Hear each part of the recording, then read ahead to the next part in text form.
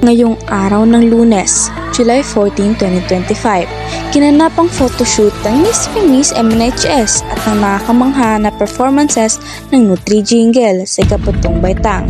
Ito ay parehong ginanap sa building Junior National High School. Ito ay pinakita ng mga kalahok sa Mr. Miss MNHS ang kanilang tiwala sa sarili at kagandahan sa kanilang photoshoot.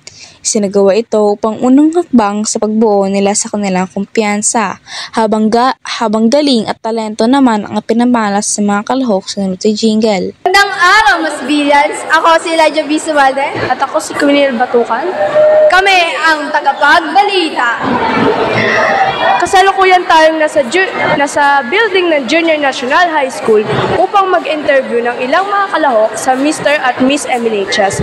Dahil ngayon ay nakatakda ang kanilang photoshoot, kasalukuyan ngayon nandito si Monique Pionde at Jacel D. Lorca upang mag-interview ng ilang kalahok sa Mr. and Miss MNHS. Magandang araw mga Mas Billions. Ako si Monique Pionde.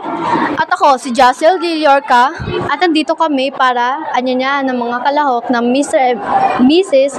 MNHS para sa kanilang photoshoot dahil nakatakda ng kanilang photoshoot para sa Mr. and Miss MNHS. Isang kalahok sa Mr. and Miss MNHS and tatanungin natin siya ng mga simple questions lang about sa nararamdaman niya sa darating na modeling.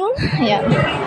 Ano yung nararamdaman mo sa darating na contest? Kinakabahan ng contest, tsaka na-excite din kasi nakasali ako sa gantong event. Yun lang. Sige, thank you. Tanungin po natin ang ating kalahok kung ano ang kanyang nararamdaman para sa darating na photoshoot. Ano po nararamdaman yung ate?